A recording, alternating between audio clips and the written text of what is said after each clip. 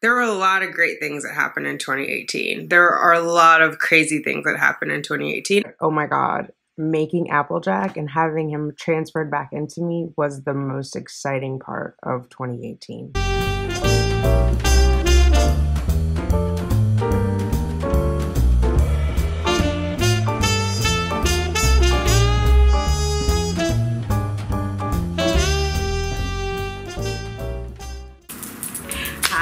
Thanks for clicking on Simply Tanika. I am Tanika. If you are new here, welcome. Hit that subscribe button. Let's hang out a while. If you are returning, welcome back. Let's get those babies, ladies. I see the crystal raindrops fall and the beauty. What's up, fertility fam? How are you? I hope you are well. Happy 2019! It's 2019 by the time you guys are saying this. Can you believe it? 2018 has come and gone. I wanted to come on and share with you 5 of my most pivotal moments from 2018. First, I want to say, if you're new here, welcome. Thanks for joining the fam. If you haven't subscribed yet, please hit that subscribe button. Hang out with us a while. Remember to click the bell so you'll be notified whenever I post a new video. And yeah, let me know what brings you down below. Are you on a TTC journey?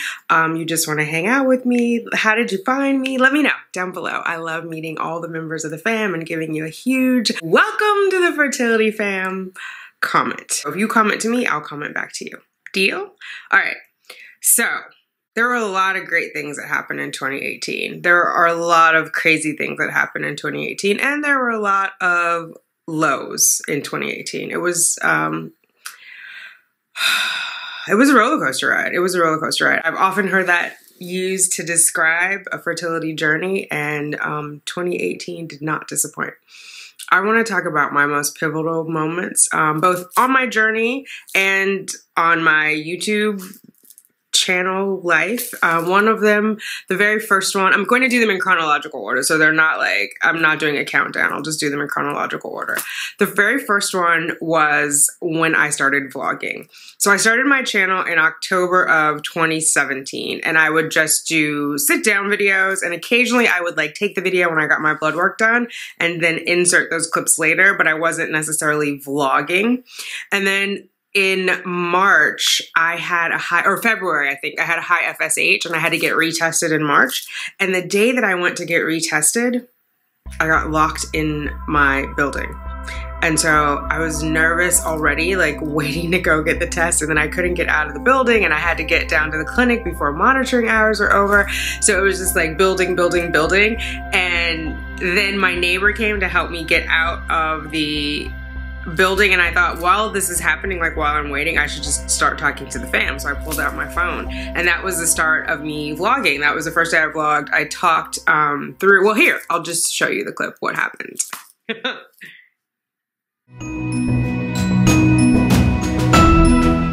Morning, YouTube family. So I'm supposed to be going to get my blood work done today, and I was already running late, and then as luck would have it, I'm stuck inside my building. The door will open. You see how the devil be busy?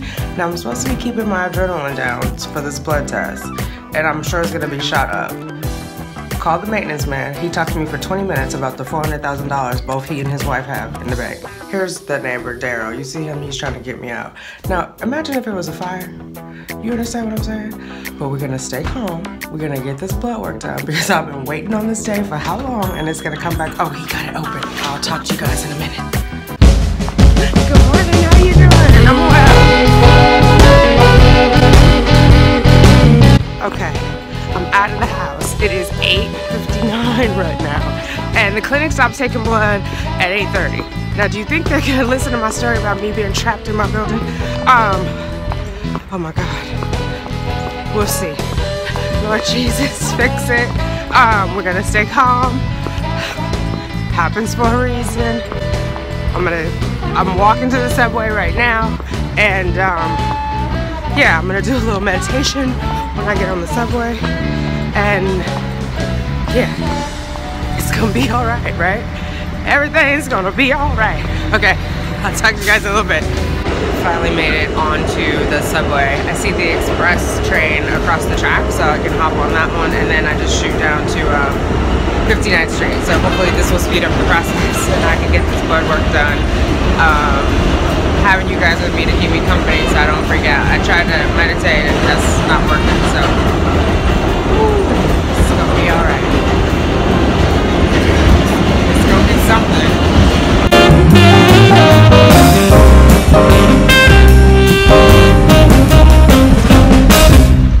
It is 9:22. I have made it to 57th Street, which is where RMA is, and testing ends at 8:30. I ain't right. I ain't trying to be right. I just want to make sure that they do this FSH today, because remember, they pushed me back to tomorrow. That puts me at cycle day 3, which is what we were trying to avoid. So, fingers crossed. It was 50? Yes, 50.1. All right, so sit this cycle out, and then next month on cycle day 2. Yeah. So then you just email that mailbox and say you're going to come in on day 2. Okay. Okay?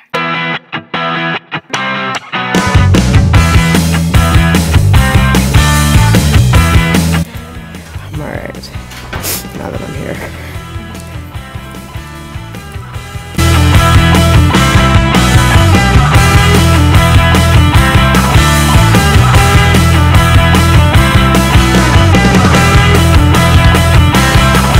Okay, so how is my blood work looking? Your blood work looks great. It's at baseline. So the next steps are that you're going to start the letrozole tonight. You're going to be taking 5 milligrams, which is 2 pills every single night for the next 5 consecutive days. Okay, awesome. What was the FSH this time?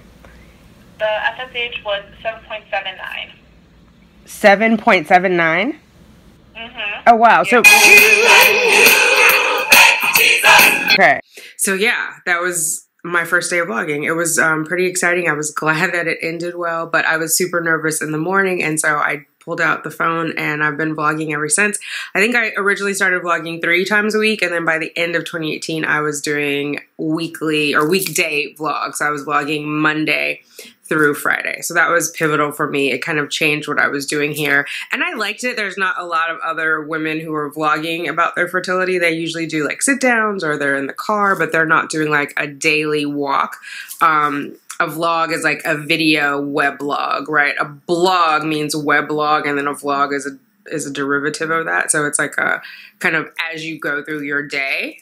There's not a lot of other women doing fertility vlogging. So that was cool. And it allowed me to kind of share with you guys different stuff, like what I'm doing throughout the cycle, castor oil packs and supplements and exercise, and when I'm doing pomegranate and when I'm doing pineapple. So that was super cool. But that was a pivotal moment. The second pivotal moment in 2018 was when I came out. When I came out as a single mom by choice. I think I was leading with the story of me being advanced maternal age, and that was the interesting part of my story.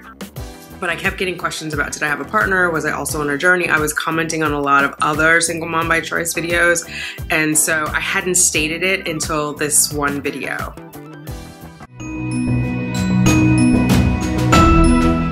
I don't necessarily always lead that I'm going to be a single mother by choice, because I think the interesting part of my story that I want to share is that I'm 46, and there's not a lot of that on YouTube. So, but I am a single mother by choice, for very personal decisions. So it's not something that I go into lightly. It's obviously very expensive. It's very emotional. It's very time consuming.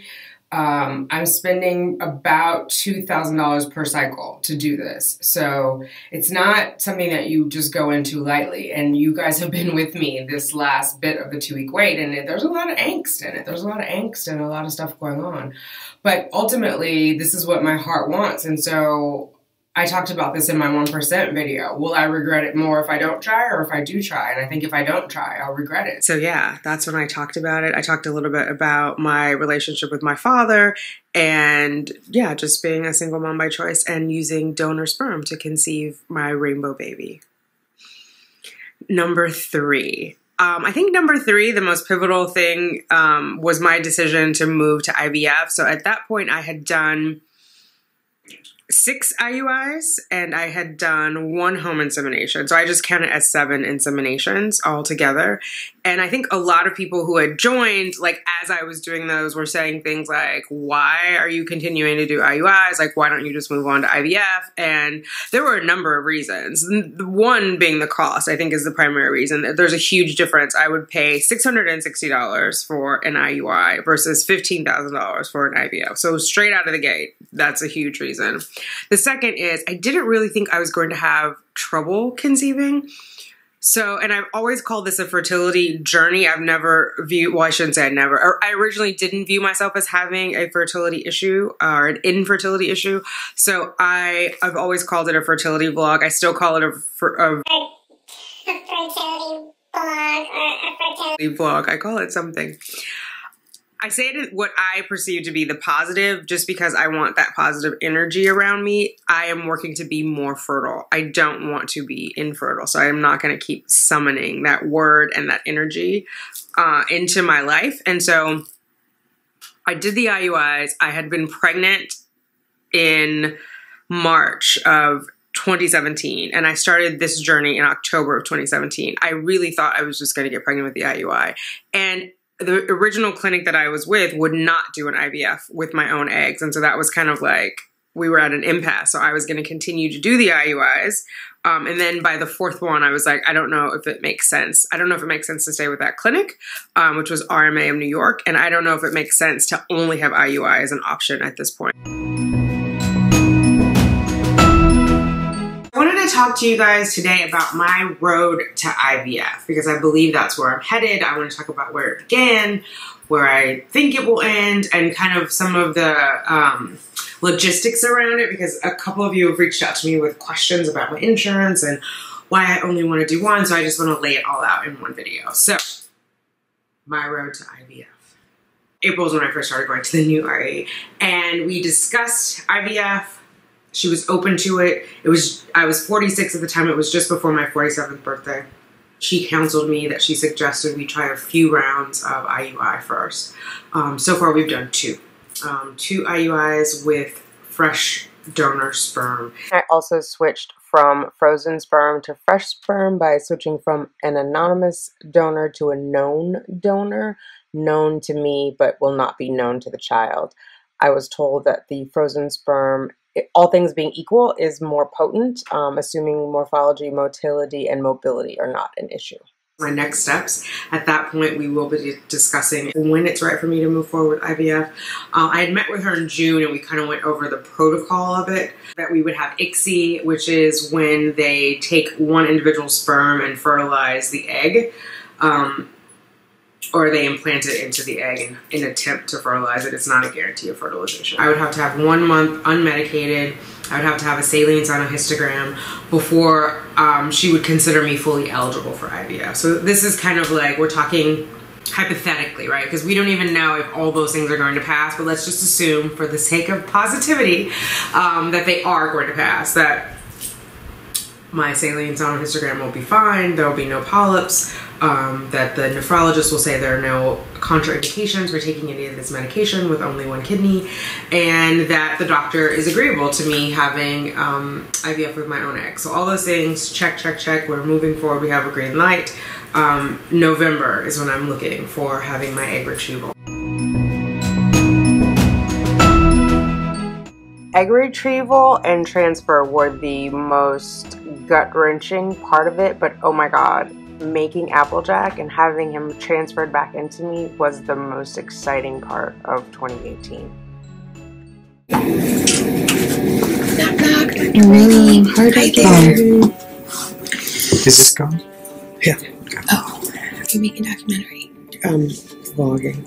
Oh, vlogging. Yes. Okay. So, all said and done, embryology only found 1 egg. Okay. So, I'm happy to have it. I wish it was more. It's not uncommon, especially as we get older, that follicles that we see by ultrasound don't have an egg in them or not a functional one, so it doesn't aspirate during the retrieval. Okay. Hello? Hi, Tanika? Is this Amy? No, my name's Dr. Teresi. I'm one of the fellows at Columbia Fertility. Oh, hi. I spoke with you Wednesday night. How are you? Yeah, good. I'm good. And I'm calling with good news. So yesterday, they collected one egg, and that one egg fertilized. Yay! Oh my god, that's the best news ever. Okay. Yeah. Today is the day I get my baby back, baby back, baby back, baby back. Ah! Alright, we're all done. I'm getting dressed. I'll show you guys more when we get out of here, but I have like a little, you can't see it in there. There's an ultrasound of the baby going back inside me, which was cool. And the little dish, the petri dish that it was in.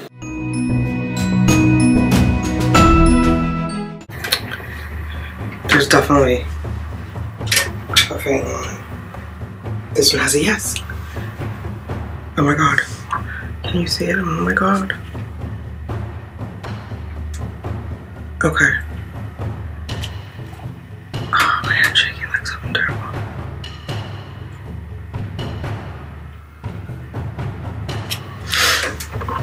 With a low positive. So right now we, very cautiously optimistic. I'm pregnant. I am pregnant, which is awesome and amazing. I don't know. I'm excited, but it's been such a roller coaster to get here. All right, I'm back. My camera ran out of memory there, so hopefully this angle will match. But anyway, yeah, I think I was saying how great all of 2018 was, and just how having Applejack implant was the icing on the cake, and that everything that I did in 2018, I'm so proud of having done it and don't regret any of it. And of course, we all want a positive outcome, but it's not always realistic and it's not always going to happen. And so I think we have to figure out how to motivate ourselves along the way. And definitely, yeah, I'm going to focus on that for 2019. Like, what are my priorities? How will I motivate myself? And just, keeping going. So, and living like all of my life, right? And not just having it be all fertility based. So, which I encourage everyone to do, because I think that is what made the end of the year a bit of a struggle, because that was all I had to focus on. And so I just kind of jumped into work and distracted myself with that.